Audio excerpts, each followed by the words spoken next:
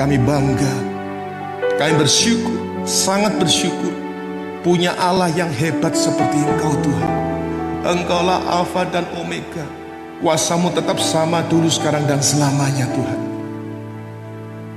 Dan satu hal lagi, kami sangat bersyukur kalau Engkau sudah menjadikan kami semua pribadi-pribadi pengikut-Mu sebagai lebih dari pemenang Bapa.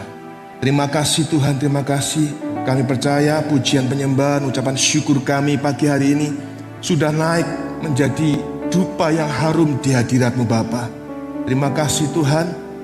Biarlah roh pujian penyembahan-Mu selalu penuh atas kami, sehingga dimanapun kami berada, apapun kondisi kami mau belajar untuk selalu menaikkan pujian syukur penyembahan kepada-Mu Bapa. Terima kasih Tuhan.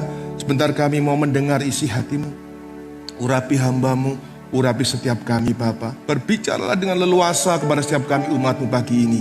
Terima kasih Bapa, terima kasih. Kami juga bersyukur satu kali lagi Kau berikan kesempatan buat kami sebentar. Kalau setelah mendengar kebenaran firman-Mu, Engkau izinkan kami bersekutu dengan tubuh dan darah-Mu Bapa. Terima kasih Tuhan, di dalam nama Tuhan kami Yesus Kristus, setiap kita yang siap mendengar isi hati Tuhan, sama-sama dengan saya berkata, amin, haleluya, haleluya. Shalom semuanya, puji Tuhan. Shalom juga buat Bapak Ibu Saudara yang ada di rumah, dimanapun kita berada. Saya percaya hadirat Tuhan sama, baik di sini maupun di rumah kita masing-masing. Haleluya, puji Tuhan. Kita masuk di bulan yang baru, tanggal 2 Agustus, ya. Tentunya kita GBI Sentro Sidoarjo juga ada tema yang baru. Sekali lagi tema warisan dari almarhum Bapak Gembala yang kita cintai, yang kita kasihi. Oke, silakan Pak Riki, PowerPoint-nya. Nah, Bapak Ibu sedang dikasih Tuhan, kita tahu bahwa bangsa Indonesia, bangsa yang kita cintai ini, kembali memperingati kemerdekaannya yang ke berapa? 75 di bulan Agustus tahun 2020 ini. Bangsa Indonesia memang pernah dijajah oleh bangsa lain, betul? Namun dengan perjuangan yang gigih dan pantang menyerah dari para pejuang, maka bangsa kita berhasil merebut kemerdekaan dan memproklamirkannya pada tanggal 17 Agustus 1945.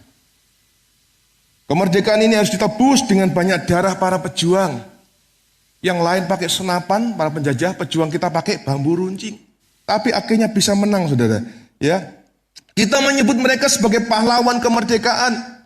Dan kita seringkali mengheningkan cipta saat upacara bendera untuk mengenang jasa mereka. Ngomong-ngomong, ada yang ingat gak kapan terakhir kita upacara bendera, mengheningkan cipta? Katanya Pak Eko tahun lalu. Kalau di sekolah kayaknya sudah sekian belas tahun yang lalu ya, sekian puluh tahun yang lalu mungkin. Tapi buat yang masih pemuda remaja, baru kemarin, berapa bulan yang lalu. Nah, jika bangsa kita sudah 75 tahun merdeka dari para penjajah, saudara, bagaimana dengan kehidupan kita hari ini? Bagaimana dengan kehidupan para pengikut Kristus? Kehidupan ini adalah perjuangan sama dengan masa penjajahan dulu. Perjuangan apa saudara? Perjuangan mengalahkan dosa. Perjuangan mengalahkan kedagingan. Kedagingan siapa Pak? Ya kedagingan kita sendiri. Mosok kedagingan koncone saudara? Enggak ya. Kedagingan kita sendiri. Apakah kita sudah benar-benar merdeka dari dosa yang membelenggu hidup kita? Pertanyaannya pagi ini seperti itu. Apakah saudara dan saya benar-benar sudah merdeka dari kedagingan kita? Ingat, firman Tuhan katakan bahwa upah dosa adalah maut. Dan ini bukan maut yang setahun, 2 tahun, saudara. Maut yang sifatnya kekal, abadi. Nah, Roma pasal 8 ayat 13 mengatakan, Roma 8 ayat 13, bahwa seseorang disebut hidup atau merdeka dari dosa jika hidup menurut roh. Jika hidup menurut roh, saya bacakan, sebab jika kamu hidup menurut daging, kamu akan mati. Tetapi jika oleh roh kamu mematikan perbuatan-perbuatan tubuhmu, kamu akan hidup. Ayat mas kita sepanjang bulan Agustus dalam Roma 8:37, ya, mengatakan, tetapi dalam semuanya itu kita lebih daripada orang-orang yang menang. King James Version katakan, we are more than conquerors. Oleh Dia yang telah mengasihi kita. Tema khotbah pagi hari ini berbicara tentang conqueror. Penakluk. Conqueror itu artinya bahasa Indonesia penakluk, saudara. Transliterasinya katakan hupernikau. To be more than a conqueror, to gain, untuk menjadi lebih dari seorang penakluk, untuk mendapatkan kemenangan yang luar biasa. Itu arti dari lebih dari pemenang. Coba tengok kanan kiri kita, tunjuk, kamu seorang penakluk. Oh, lebih dari pemenang itu seorang penakluk. Haleluya. Nah, jadi menurut Roma pasal 8 ayat 37, setiap pengikut Kristus, saudara dan saya, sudah ditetapkan menjadi seorang penakluk. Kok bisa, Pak? Kok bisa? Wong saya orangnya lemah lembut, lemah gemulai. Saya orangnya seperti ini. Karena saudara dan saya sudah ditebus dari dosa melalui darah Tuhan Yesus Kristus di kayu salib. Sudahkah kita menjadi seorang penakluk hari ini? Sudahkah saudara dan saya menjadi penakluk? Padahal Roma 8:37 sudah katakan seperti itu, saudara. Fakta yang kita lihat, fakta yang kita jumpai hari-hari ini. Masih banyak pengikut Kristus yang hidupnya dibelenggu dengan dosa, dengan kekhawatiran. Hidup kita seringkali dibelenggu dengan ketakutan-ketakutan yang gak jelas. Kekhawatiran dan ketakutan itu kan belum terjadi. Betul gak? Saya khawatir anak saya nanti gak bisa sekolah di perguruan tinggi yang bagus. Sekarang umur berapa, Bu? Sekarang masih SMP, Pak. Loh. Ya, kita masih dibelenggu dengan kekhawatiran, ketakutan yang belum jelas, saudara. Ada lagi pekerjaan. Khawatir tentang pekerjaan, kehilangan pekerjaan, khawatir tentang pasangan hidup, takut dengan kenakalan remaja, khawatir dengan penyakit. Banyak sekali yang membelenggu saudara dan saya hari-hari ini. Kita belum betul-betul merdeka, saudara. Bersyukurlah bahwa tema pagi hari ini, tema sepanjang bulan Agustus ada di dalam Roma pasal 8 ayat yang ke-37. Mari, jika Roma 8:37 sudah mengatakan bahwa we are more than conquerors. Ini artinya untuk menjadi seorang penakluk bukanlah suatu hal yang mustahil. Kalau firman Tuhan sudah katakan bisa seperti itu, pasti saudara dan saya bisa. Amin. Nggak dengar? Amin. Amin. Untuk itu mari kita belajar, saudara. Susah memang, tapi bukan yang mustahil. Amin. Untuk itu mari kita belajar pagi hari ini. Belajar dari seorang tokoh dalam Alkitab. Banyak tokoh memang. Tapi hari ini kita akan belajar satu tokoh. Siapa dia? Seperti di PowerPoint yang pertama tadi. Dia adalah Daud dan Goliat. Daud dan Goliat. Mungkin kita sejak sekolah minggu sudah banyak mendengar firman Tuhan tentang ini. Tapi sekali lagi firman Tuhan datang mengingatkan kita. Mungkin kita lupa. Tapi hari ini biarlah kita diingatkan kembali. Ya, mari kita belajar siapakah Goliat. 1 Samuel pasal 17 ayat yang keempat. 1 Samuel 17 ayat yang keempat. Lalu tampillah keluar seorang pendekar dari tentara orang Filistin, namanya Goliat. Belum Pak Riki, mundur dulu ya. Dari Gad, tingginya 6 hasta sejengkal. Perhatikan. Firman Tuhan katakan di dalam 1 Samuel 17 ayat yang keempat, dia adalah seorang jago berkelahi. Saya bacakan terjemahan ISH ya. Maka seorang jago berkelahi yang bernama Goliat. Siapa yang jago berkelahi di sini? Ada yang sabuk hitam di sini. Maka seorang jago berkelahi yang bernama Goliat dari kota Gad keluar dari perkemahan Filistin untuk menantang orang Israel, tingginya kira-kira 3 meter. Ini terjemahan ISH. Jadi Goliat adalah seorang jago berkelahi. King James katakan a champion dari Gad yang tingginya adalah 3,2 meter. Sekitar 3 meter. Saya 180 kurang, berarti hampir 2 kali saya tingginya. Wow. Betul-betul raksasa. Goliat sudah menjadi prajurit sejak muda. Itu 1 Samuel pasal 17 ayat 33. Tinggi rata-rata di daerah tersebut pada akhir abad pertama sebelum Masehi yang dilihat dari kerangka mayat-mayat di sejumlah makam di Timur Tengah dan Laut Tengah adalah sekitar 3,5 hasta, saudara. Tinggi rata-rata waktu itu 3,5 hasta. Itu artinya sekitar 1,75 meter. Lebih pendek dari saya sedikit. Itu tinggi rata-rata. Jadi dengan tinggi Goliat 3,2 meter sekitar itu, Goliat adalah seseorang yang luar biasa tinggi waktu itu.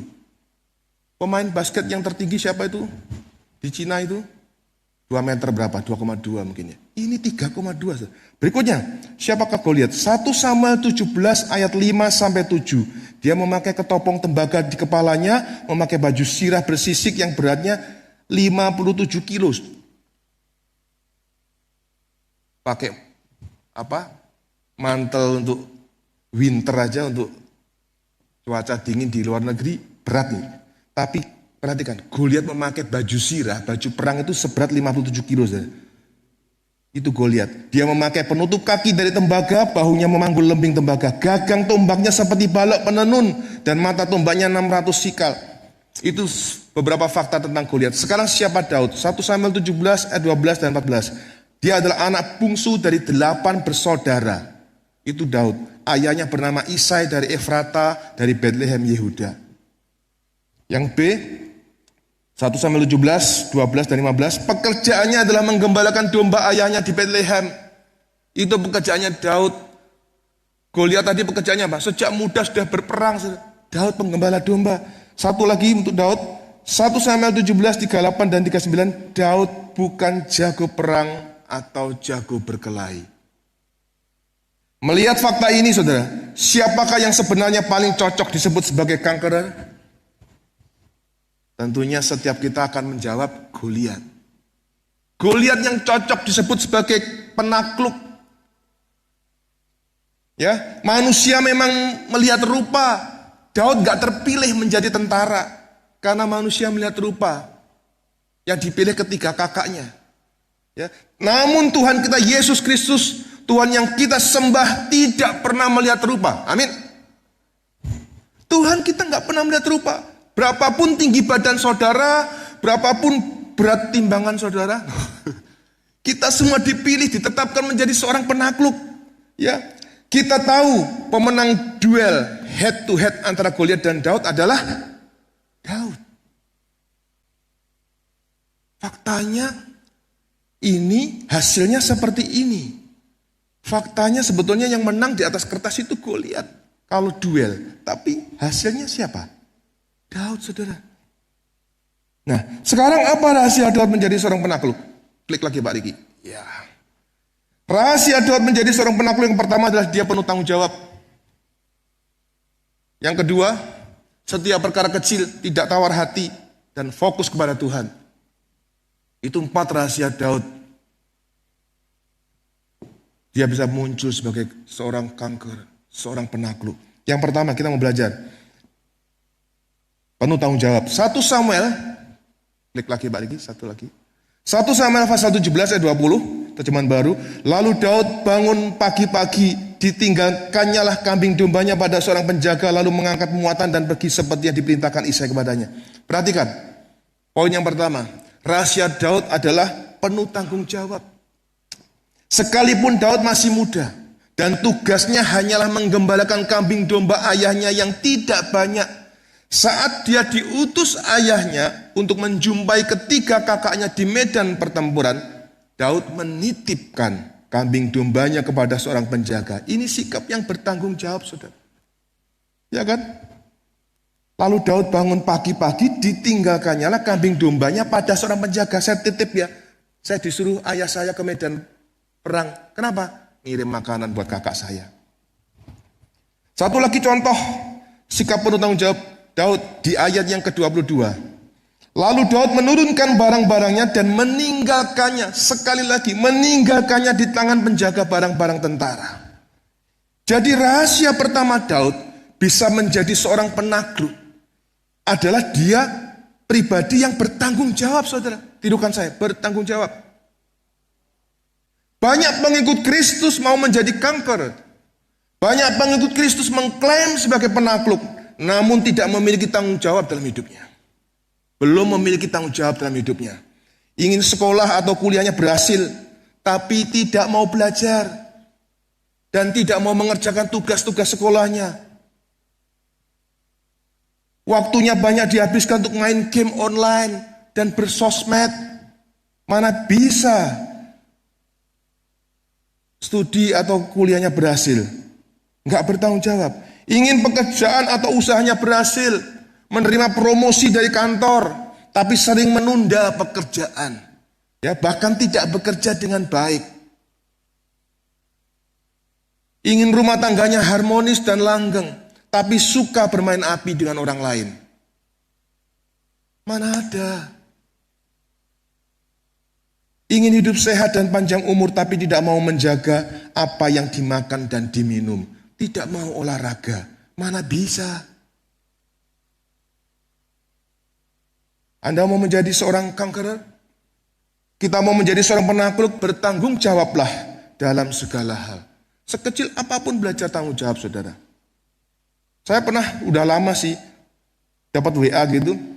Akhirnya saya tunjukin istri saya. WA kalau nggak ada nomornya, kita nggak simpen di kontak. Kita kan munculnya nomor-nomor telepon gitu. Tiba-tiba, hai om. Kok hai om? Saya buka. Ternyata foto profilnya muncul. Cewek lagi duduk dengan pose yang menantang gitu. Saya tunjukin istri saya. Ini loh. Sopo. Hai om. Tahu nomor saya dari mana? Ya ngawur aja dia. Kalau kita responi, berlanjut gak? Berlanjut. Pengen saya capture, saya tampilin di sini, tapi nanti orangnya ketahuan. Saudara. Itu bisa masuk ke HP kita, bapak-bapak. Itu bisa masuk ke HP suamimu, ibu-ibu. Bisakah suamimu bertanggung jawab? Ya. Kolose pasal 3 ayat yang ke-23, Kolose 3:23, apapun juga yang kamu perbuat, perbuatlah dengan segenap hatimu seperti untuk Tuhan dan bukan untuk manusia. Jadi belajar bertanggung jawab apapun yang kita kerjakan. Yang sekolah dengan sungguh-sungguh seperti untuk Tuhan. Yang bekerja, lakukan pekerjaan kita dengan sungguh-sungguh seperti untuk Tuhan, bukan untuk manusia. Itu yang Tuhan mau. Rahasia pertama, bertanggung jawab. Ya. Rahasia yang kedua, klik lagi. Daud setia dengan perkara yang kecil. 1 Samuel 17 ayat 17. Isai berkata kepada Daud anaknya, ambillah untuk kakak-kakakmu berarti gandum ini seeva dan roti yang 10 ini, bawalah cepat-cepat ke perkemahan kepada kakak-kakakmu. Ayat 1 Samuel pasal 17 ayat 17 mengatakan bahwa Isai menyuruh Daud mengantarkan makanan untuk ketiga kakaknya di perkemahan. Perhatikan Bapak Ibu Saudara. Hampir semua pria dewasa pasti lebih memilih bertempur di medan perang daripada menjadi pengantar makanan. Dulu saudara, setiap orang yang gugur di medan perang akan dianggap sebagai pahlawan, hero. Ya, namanya akan tercatat di buku-buku sejarah dan prasasti. Namun seorang pengantar makanan, seorang pengantar makanan, bro, mana mungkin namanya tercatat di prasasti? Mana mungkin namanya tercatat di buku-buku sejarah? Nggak bakalan dulu. Tapi zaman sekarang berbeda. Semuanya new normal. Ya, bisnis makanan jalan kenceng sekali. Akhirnya banyak kurir-kurir makanan. Tapi zamannya Daud, dia jadi pengantar makanan catering buat kakak-kakaknya. Malu. Ya, namun apa yang dilakukan Daud? Sekalipun Daud tidak terpilih menjadi seorang prajurit, kakaknya yang nomor 1, 2, 3 terpilih karena tinggi besar. Tapi Daud gak terpilih. Sekalipun dia gak terpilih menjadi seorang prajurit dan hanya mendapat tugas sebagai pengantar makanan, dia tidak malu. Dia setia dengan perkara kecil. 17 ayat 20, 1 Samuel 17, 20. Lalu Daud bangun pagi-pagi, ditinggalkannya lah kambing dombanya pada seorang penjaga. Perhatikan, Daud bangun pagi-pagi. Dia gak menunda-nunda. Aduh, ngantar makanan buat kakakku, agak siangan aja bangkong dulu. Enggak, sudah. Dia bangun pagi-pagi, lalu mengangkat muatan dan pergi seperti yang diperintahkan Isai kepadanya. Manut, saudara. Sekalipun hanya sebagai pengantar makanan. Jadi, rahasia kedua Daud bisa menjadi seorang conqueror, bisa menjadi seorang penakluk adalah dia setia dalam perkara yang kecil. Tirukan saya, saudara. Setia dalam perkara kecil. Rahasia kedua, rahasia Daud. Banyak pengikut Kristus mau menjadi penakluk, namun tidak mau setia dalam perkara kecil, maunya langsung dipercaya dengan sesuatu yang besar. Ingin melanjutkan studi di sekolah atau kampus favorit, tapi nggak mau belajar lagi seperti tadi ya, nggak setia dengan perkara kecil. Semua harus dimulai dari bawah, saudara. Dari perkara yang kecil. Ingin memiliki penghasilan yang besar, tapi malu atau tidak mau mengerjakan hal-hal yang dipandang remeh oleh manusia. Bapak Saudara pernah perhatikan nggak? Di sebuah tempat rame gitu, kayak gudang tinggi, barangnya banyak, kalau kita lewat bahkan cenderung baunya nggak karuan. Gudang-gudang rosokan, saudara. Tapi perhatikan siapa yang punya. Kaya raya, saudara. Barang rosokan, ya, barang rosokan dipandang remeh oleh manusia pada umumnya. Tapi pekerjaan seperti ini, wow. Bahkan jual beli besi itu sampai ke pesawat pun dibeli. Kapal laut juga dibeli. Kapalnya di mana? Di sana. Saya beli. Kapal dibeli. Itu usaha seperti ini. Ya. Ingin dipakai Tuhan dengan luar biasa, namun tidak pernah berdoa puasa, nggak pernah baca firman Tuhan, nggak pernah saat teduh, mana bisa?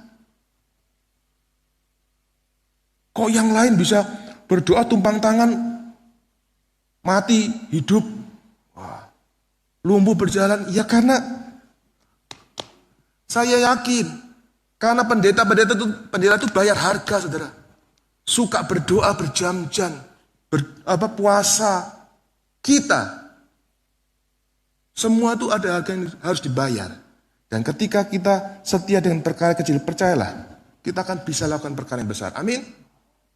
Jadi kalau kita mau menjadi conqueror, setialah dalam perkara yang kecil. Lukas 16 ayat 10. Lukas 16 ayat 10. Barang siapa setia dalam perkara-perkara kecil, ia setia juga dalam perkara-perkara besar. Dan barang siapa tidak benar dalam perkara-perkara kecil, ia tidak benar juga dalam perkara-perkara besar. Firman Tuhan sudah katakan, apapun profesi kita, apapun yang kita kerjakan hari-hari ini, kerjakan dengan sungguh-sungguh. Amin. Semuanya pasti akan menjadi besar. Rahasia Daud yang ketiga. Ya. Daud tidak tawar hati. 1 Samuel 17 ayat yang ke-32. Berkatalah Daud kepada Saul, janganlah seseorang menjadi tawar hati karena dia, Goliat, hambamu ini akan pergi melawan orang Filistin itu. Rahasia yang ketiga, tidak tawar hati. Ikuti saya, saudara. 1, 2, 3. Tawar hati adalah ungkapan dalam bahasa Indonesia yang menunjukkan satu keadaan tidak bersemangat. Gak bersemangat, tidak ada kemauan lagi, hilang keberanian. Keberaniannya hilang entah kemana. Kecewa, putus harapan. Hopeless. Apakah Goliat yang Anda sedang hadapi hari ini? Anda tidak dapat meninggalkan kebiasaan buruk mungkin? Susah Pak meninggalkan kebiasaan buruk. Itu Goliat kita hari ini. Apakah Anda menghadapi penolakan dan hubungan dengan orang tua yang retak buat anak-anak muda? Hubungan dengan orang tua retak. Apakah Anda kehilangan pekerjaan atau bisnis yang macet hari ini? Saya no job Pak, gak ada pekerjaan sejak pandemi. Itu Goliat kita hari ini. Ya, apakah Anda tidak sanggup membayar tagihan? Kelihatannya sepele, saudara. Tapi kalau tagihan gak terbayar ya siap-siap didatangi debt collector, saudara. Ini Goliat buat setiap kita.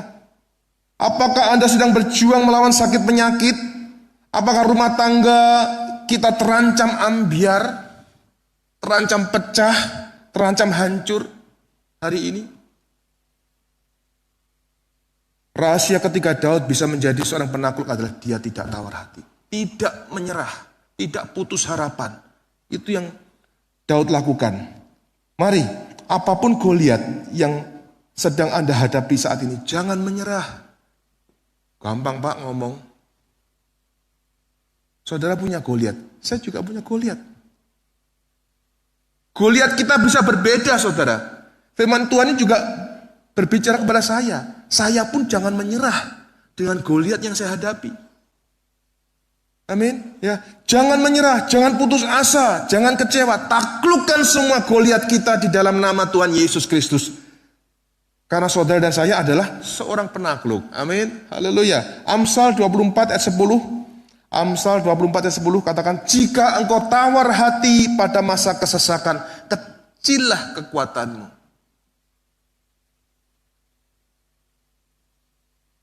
Rahasia Daud yang keempat. Klik lagi. Ya. Fokus kepada Tuhan. Tirukan saya, 1, 2, 3.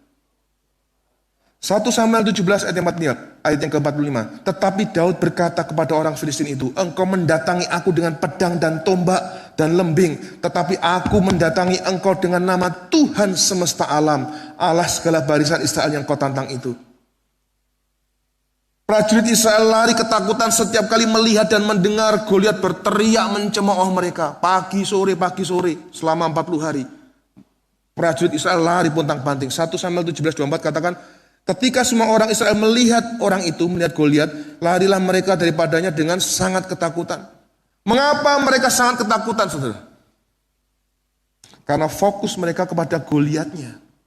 Fokus mereka kepada masalah. Bagaimana dengan Daud?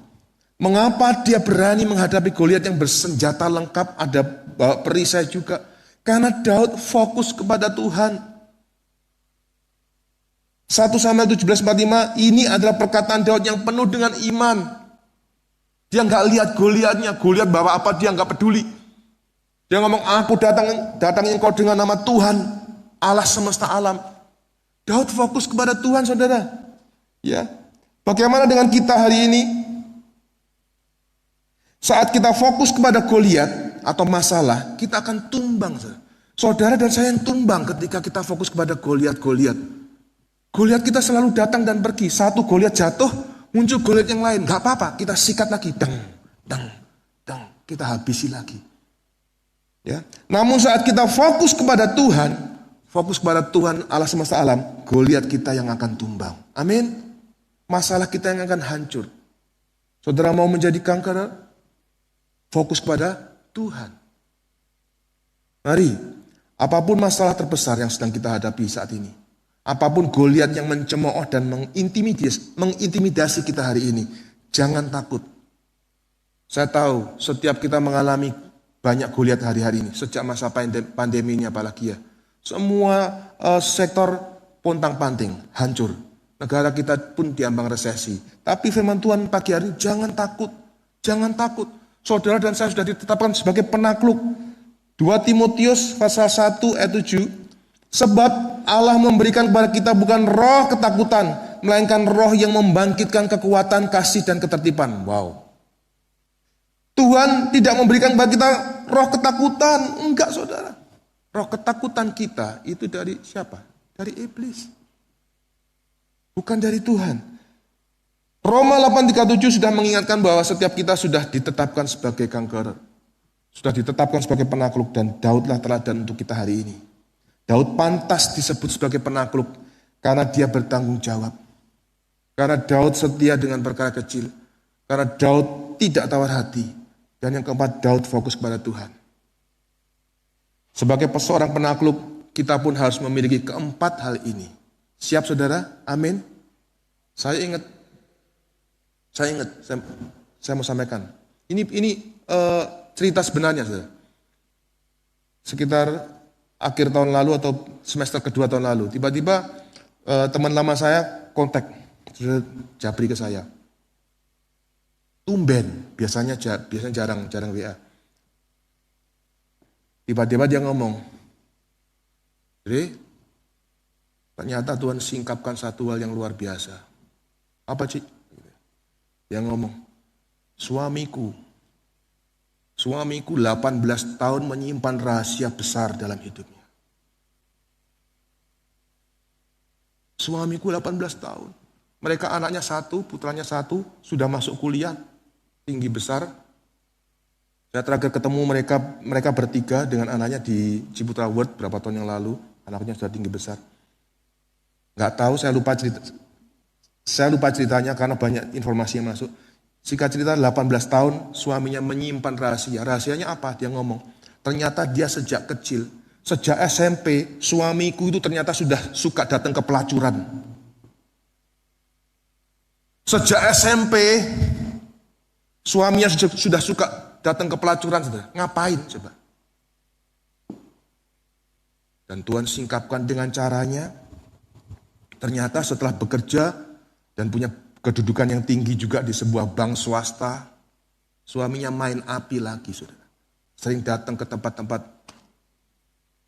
spa, ke tempat apa. Sang istri kecewa berat. Dia jawab terus sama saya.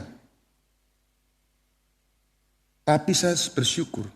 Ternyata dia memiliki poin-poin ini, saudara. Dia fokus kepada Tuhan. Dia nggak fokus kepada Goliatnya. Kalau di posisi istri-istri, ibu-ibu yang ada sekarang gimana nggak? Gimana? Kecewa nggak? Pasti kecewa. Anaknya umur 19 tahun, suaminya nyimpen 18 tahun. Nyimpen rahasia itu. Nggak pernah ngomong sama istrinya. Mungkin suaminya jawab, lah nggak pernah tanya sih.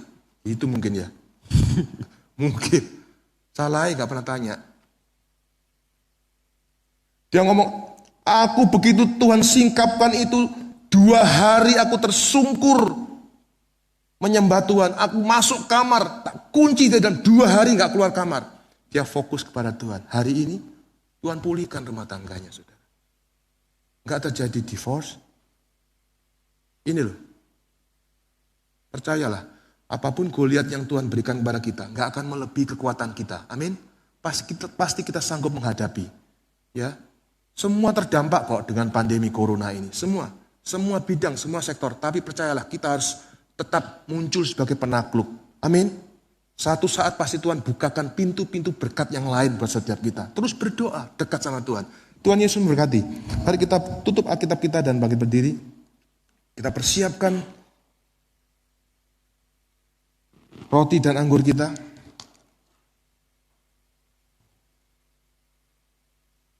Haleluya Tuhan Yesus. Yang belum mendapatkan roti dan anggur bisa angkat tangan. Oh, ini ada yang belum dapat, Pak. Ya. Angkat tangan tinggi-tinggi, jangan turun dulu. Ya.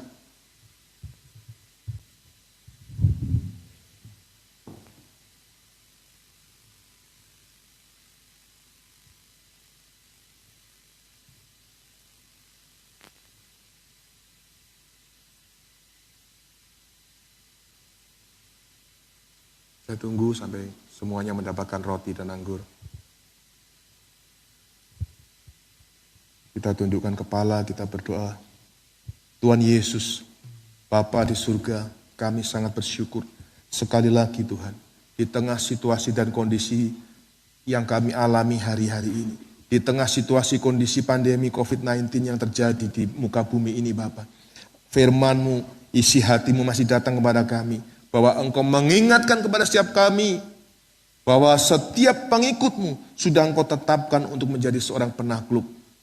Jadi apapun Goliat yang harus kami hadapi, Engkau sudah menetapkan bahwa semua Goliat itu dapat kami tumbangkan Bapa. Terima kasih buat kebenaran firman-Mu, terima kasih buat isi hati-Mu atas kami pagi hari ini. Bagian kami adalah meneladani Daud, menjadi pribadi yang unggul, menjadi pribadi penakluk dalam kehidupan kami. Kami tidak mau menyerah, kami tidak mau putus asa, kami mau tetap muncul sebagai penakluk Bapa. Terima kasih Tuhan, terima kasih. Dan pagi hari ini kami juga sangat bersyukur sekali lagi. Engkau masih izinkan kami mendapat kesempatan untuk bersekutu dengan tubuh dan darah-Mu Tuhan. Terpujilah nama-Mu Bapa. Hamba berdoa, layakkan setiap kami untuk sebentar boleh makan dan minum tubuh dan darah-Mu Bapa. Karena kami percaya persekutuan dengan tubuh dan darah-Mu hari ini membuat kami semakin kuat dan semakin kokoh di hadapan Bapa. Ketika Engkau di dalam kami dan kami di dalam Engkau, kami akan muncul sebagai penakluk-penakluk dalam kehidupan kami. Terima kasih Tuhan, terima kasih Bapa. Haleluya. Mari Bapak Ibu Saudara kita angkat roti dengan tangan kanan kita. Sebab apa yang telah kuteruskan kepadamu telah kuterima dari Tuhan, yaitu bahwa Tuhan Yesus pada malam waktu Ia diserahkan mengambil roti, dan sesudah itu Ia mengucap syukur atasnya. Ia memecah-mecahkannya dan berkata, inilah tubuhku yang diserahkan bagimu. Perbuatlah ini menjadi peringatan akan aku. Saudaraku yang diberkati Tuhan, roti yang kita pegang memang roti biasa, tapi kita percaya bahwa ini adalah persekutuan dengan tubuh dari Tuhan kita Yesus Kristus. Di dalam nama Tuhan Yesus, mari kita minum bersama.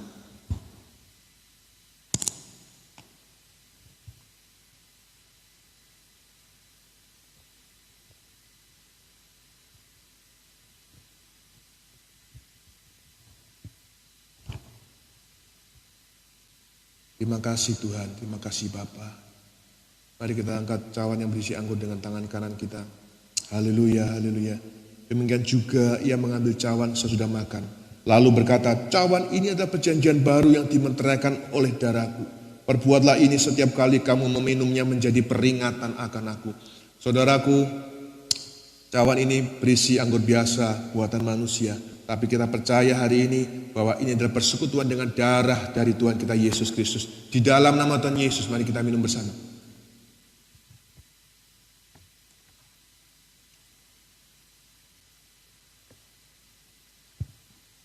Terima kasih Tuhan. Terima kasih Bapa. Terima kasih Tuhan. Kami bersyukur Tuhan,